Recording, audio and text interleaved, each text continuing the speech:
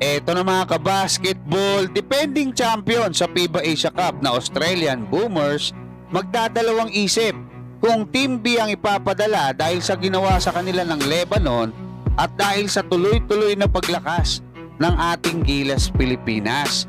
At 7 malalakas na bansa sa Asia pasok na sa FIBA Asia Cup 2025. Sa kasalukuyan mga kabasketball ay unti-unti na ngang napupuno ang 16 na slot ng mga bansa na maglalaban-laban sa inaabangang bakbakan sa pinakamalalakas na bansa sa Asia na FIBA Asia Cup.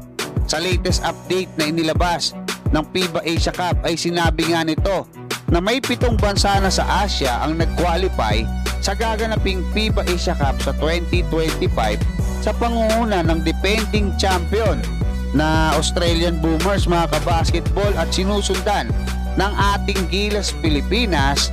Pasok na rin yung tinalo natin ng New Zealand Tall Blacks, nandiyan din ang Japan, Saudi Arabia, Jordan at Lebanon. Magiging matinding bakbakan to mga kabasketball dahil paniguradong malalakas na kupunan yung nakapasok dito nga sa FIBA Asia Cup, especially itong 7 nauna mga kabasketball, no?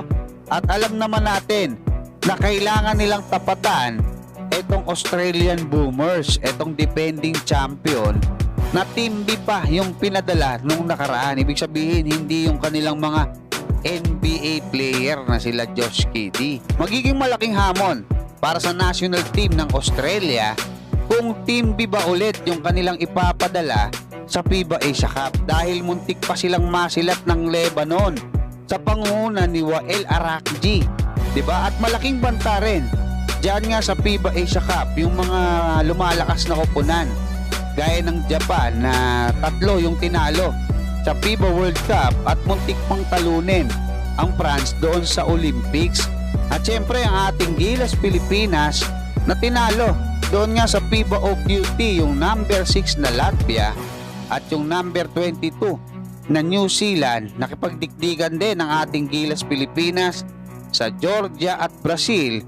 Kahit na nga kulang na tayo ng players, no? Wala si AJ Edu, wala si Scottie Thompson, na-injured pa nung huli ang ating pambatong si Kai Soto na isang 7'3" na talagang pinaka main center sana ng ating national team. Sabi nga ni Coach Tim Cone, what if hindi na injured si Kai, diba? Na kung Team B pa rin ang ipapadala ng Australian Boomers diyan nga sa FIBA Asia Cup 2025 ay mahihirapan silang manalo sa ating Gilas Pilipinas dahil kaya na natin silang sabayan pagdating sa laki, maging sa husay ng mga players at yung sistema ni Coach Tim Cone, yung isa sa magiging lamang ng ating Gilas Pilipinas at pati yung chemistry ng ating national team. Hanggang dyan mga kabasketball, ano masasabi mo? Maraming salamat at God bless sa inyong lahat.